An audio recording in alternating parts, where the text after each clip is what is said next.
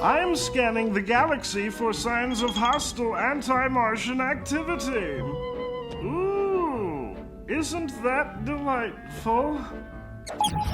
Identifying The King of Kings. Chopper for the win. G'day guys, welcome back to Cakes by Chopper. Today we are making Marvin the Martian.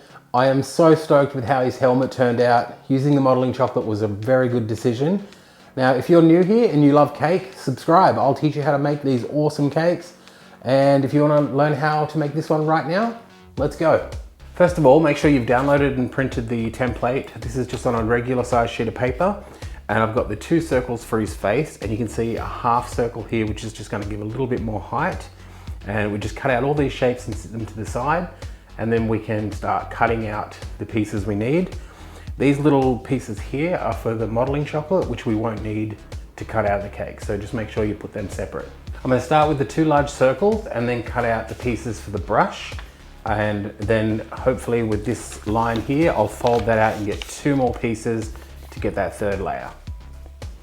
All right, now the fun part is turning this into a circle, because Marvin's head is basically a ball with a helmet on. So we're just gonna carve off all the excess and try and get it as round as possible before we put on the ganache. Once you're happy with the ball shape of Marvin's head, you're going to position it on your cake board towards the front, because you need to leave space at the back for the brush. Does anyone know why he had a brush on the top of his head? Is it like a Roman thing? I don't know. I thought he was a Martian.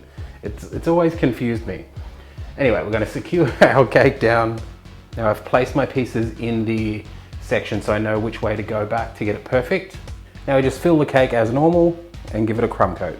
Once your first coat's on, pop that into the fridge, let it set, and we can come back and clean it up and apply a little bit more just to smooth everything out perfectly. Okay, I gave that 5 minutes in the fridge to chill, and then I brought it out and recoated that again and smoothed it all down. I'm gonna put a layer of black fondant over this, so I've just got it ready for that. For the next step, you can push him aside. I'm gonna work on the back piece of the brush.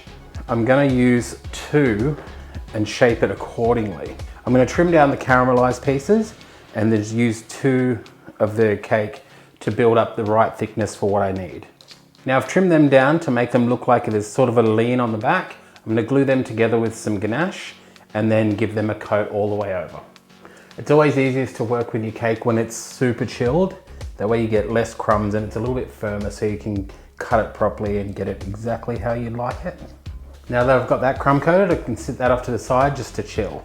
Once both the face and the brush are done, we're going to take some black fondant and we're going to roll that out and cover his face entirely, but you want to keep it quite thin. You don't want a very thick fondant, because we're going to put some more modeling chocolate over the top. Now, as you can see, I've got a very thin layer of fondant. I'm going to roll that over the top, starting at the front, because it doesn't matter if we get a few pleats at the back. You just want the bottom of his face here to be perfect. Start at the bottom here. I'm going to cradle that in, then roll that over. You see at the back here, it hasn't quite covered. That doesn't matter, because we're going to put the green modeling chocolate over the top, but you do want to try and smooth this down as much as you can without damaging the shape. You can use a spade or a knife or something to trim off anything that you think is too thick, because you're going to need a nice smooth surface at the back. The modeling chocolate will cover it, but you're just trying to give it a bit of assistance in not being so rough. Come around to the front where Marvin's face is, and we're going to trim off the bottom front section, just a little bit out of where you actually want it, so we can tuck that in up under. If you see any chocolate visible, just get a paper towel and clean that up. Before the fondant firms up, we're going to gently rub over and just smooth out any of the bumps and just give him that nice rounded face. Okay, I've broken off a little bit of green modeling chocolate that's going to cover half of the back, which we should just roll into a ball, get it all nice and soft. Then we're just going to roll it out and cover it to basically cover that back piece and get it nice and smooth. I've just trimmed that off along the bottom so that when I wrap it around, it should be nice and flat. That looks like the right shape to me, so I'm going to apply a little bit of edible glue, and then from the back we'll work that around, placing it onto the cake and just gently smoothing that in. Coerce that around the top, just going ever so slow, because you don't want to snap your modeling chocolate. Now you can take your spade, measure halfway, So there and there, and you can trim off the excess modeling chocolate. Don't go into the black fondant. You just want to be ever so careful. For the top and sides of his helmet, I've split the green modeling chocolate into 2 pieces. Now I'm going to roll this out a little bit more on this sheet of acetate, because I'm going to cut them and let them firm up before I lift and peel them up, because I don't want them to distort. So I'm just going to make sure that's nice and flat both sides. I'm going to trim a little bit over the template, just so I've got room to carve back if I need to. Now with these offcuts, I'm going to roll out a snake, which is going to help us create a bit of an illusion.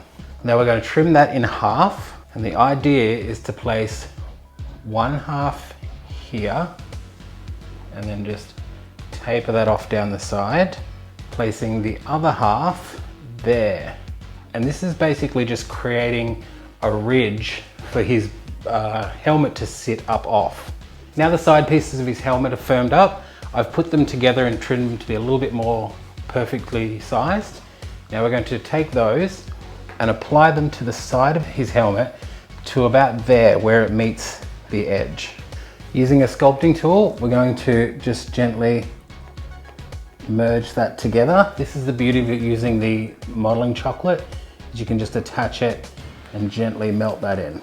For the rest of his helmet, I'm going to roll out a little piece of modeling chocolate, just enough for 2 discs. I'm doing this on the acetate just so it's easier to remove, and just sit them aside so it cools down and it's easy to apply. With this piece of acetate, I'm going to measure how much I need. So from about there to there, about a finger space under, I need to roll out the visor. Okay, so I've rolled it out to the length I need it.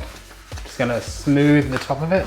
Okay, now that I've got that as smooth as I need it, I'm going to cut along here, then do a gentle arch, and then we're going to go sort of a higher arch, flatten that out at the top, and then start to taper back in when you get to this side. Okay, now I'm going to pop that into the fridge because that's the finished layer of the mask, and I think it's perfect size. Now that his visor has cooled enough for me to apply, I've melted down some of the modeling chocolate, which I'm just going to place little pieces along and just gently push that in. Just as I was applying the top of his mask, it seemed to sit too high off his face, so I took those pieces out. So let's ignore that step. And then we're going to put the visor on. It's still sitting up perfectly, as you can see. So we're going to go ahead with that. Pushing on those 2 balls of soft modeling chocolate, placing that on, and then securing it. Then with the round discs, we are going to do the same thing, just melting that in. It's a little bit oily. I'm going to place that there, and we're going to use those discs to hide that join. I'm pretty happy with how his helmet looks at the moment, so I'm going to just gently curve these pieces in, just ever so gently, and then I'm going to get to work on the brush. I've rolled out my yellow fondant, which I'm going to cover the back of the brush. Is it a brush on his helmet? Let me know if you know what it is in the comments below. But I'm going to cover this, give it some detailing with the sculpting tool, and then apply it onto the back of the cake. To apply the helmet, I'm going to roll a fat snake, trim off a lollipop stick, just a little bit. Oop. I'm going to cut the edges because we just need a little bridging piece. I'm going to thread the lollipop stick through that, push that into his helmet, and then pushing the cake onto that, which is just going to hold that there. Now we're almost finished. We've got to do his eyes, which is one of my favorite parts. I'm just going to break off a little bit of white, making sure I've got nice clean hands, because they are, again, the focal point. Just measure them up. Yep, perfect size. Cut them out and then use a little bit of edible glue to place them on. And then we'll roll up a little ball of black and place that on for his eyeballs, for the little black dots. And I've just pushed that over the side of the white just a little, because it gives that appearance that he's fully frowning at you. You can leave it at this stage and you can be finished, up to you. But first I'm going to put a little bit of petal dust on him. So I've gone through and given him a little bit of shading, a little bit of thing. Now I'm going to do a little bit of silver and gently highlight some areas. Now to finish Marvin off, I'm going to go through and just line all of his helmet and give him that super cartoony look that he has in the cartoons, and then we'll be done. Okay, so we've lined off his helmet. He's got that very cartoony look, which I absolutely love.